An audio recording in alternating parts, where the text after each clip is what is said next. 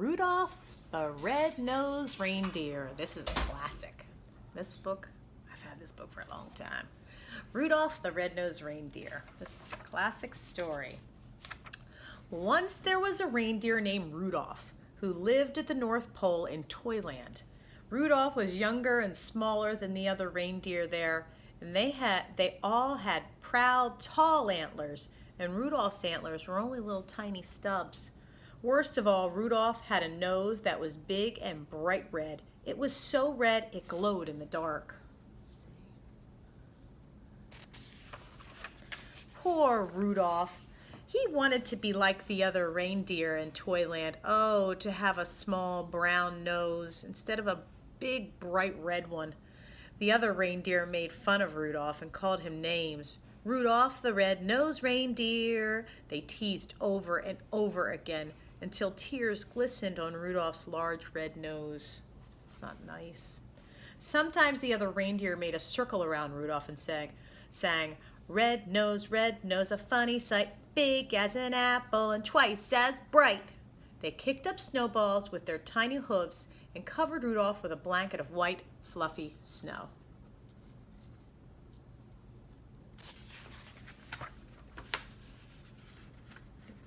Sorry, they're sticking. Got it. Sometimes they stick together. All the reindeer loved to play games. They played tree tag and snow slide and tumble bones, but Rudolph was never asked to play. He stood behind a pine tree and watched. He was very lonely. Rudolph couldn't even play hide and seek with the rabbits. His glowing red nose gave him away every time.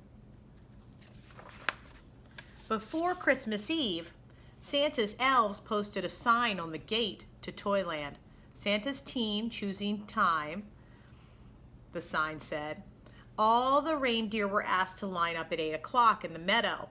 Santa Claus was coming to choose the team that would deliver presents to every good little boy and girl in the world. The reindeer fairly danced with excitement when they heard the news. They pranced and tossed their antlers and pawed the snowy ground with their hooves. Each reindeer hoped he would be chosen to guide Santa's sleigh. It was the greatest honor a reindeer could have. Rudolph sighed. He was ashamed to have Santa see his bright red nose, so he decided to hide. Santa's team choosing time. At 8 o'clock, when all the other reindeer had gone to the meadow, Rudolph hid behind a holly hedge. His bright red nose blended in with the bright red berries, and the thick growth of the leaves concealed the rest of him. No one would find him there. Look who's here. In the meadow, all the reindeer in Toyland, except Rudolph, stood in a line while Santa inspected them. Santa chose carefully. Only the fastest, the strongest, and the best reindeer would do. I think Dasher will be fine. He's the biggest reindeer, said Santa. Dasher, wrote his elf assistant in a big book. And Dancer is the strongest, said Santa, pulling his beard. Dancer, wrote the elf. They're making a list. Ho, ho, let's see, continued Santa. Here's Prancer and here's Vixen. They make the smoothest landings on the rooftops.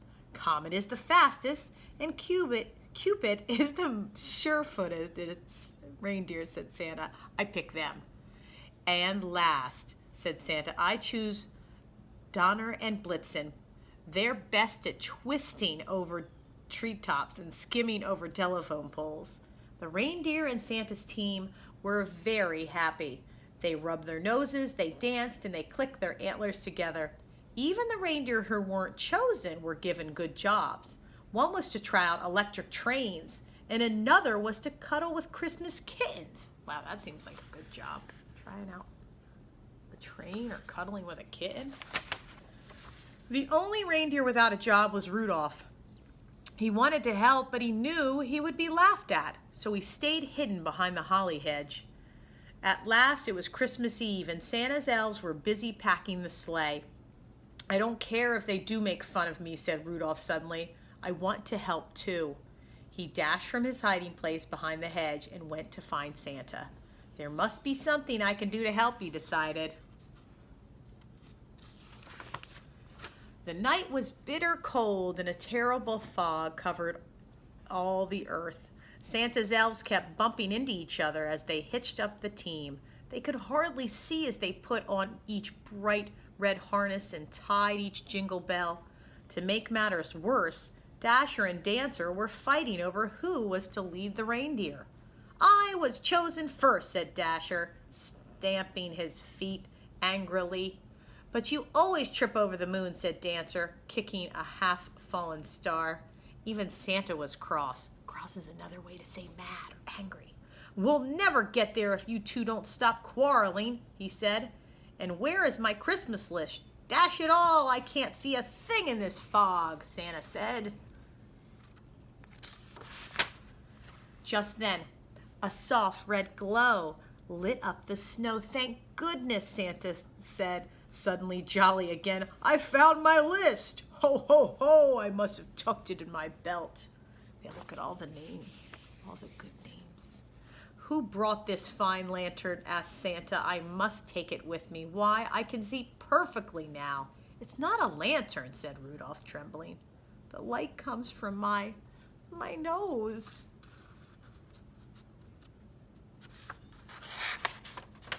"Rudolph, the red-nosed reindeer," said Santa. "I'm certainly glad to see. Your light will guide my sleigh tonight. I appoint you head of my team and #1 reindeer in all the world." Rudolph held his head high, and he pranced to the front of the team. All the other reindeer bowed. Donner and Dancer helped Rudolph put on his harness, and Cupid gave him a beautiful sprig of holly berries. Look at that. So what made him different and unique actually was just what he needed. Then down, down through the clouds and over the sleeping houses, Santa and his team flew all that foggy Christmas Eve. And leading the whole procession was Rudolph, the red-nosed reindeer. So if you see a soft glow in the sky on Christmas Eve, you can be sure that Rudolph, the most famous reindeer of all, is very near. This book always gets me in the holiday spirit and reminds me to be thankful for what you have, because you are the perfect you in the world. So keep being amazing, Rudolph. Thank you.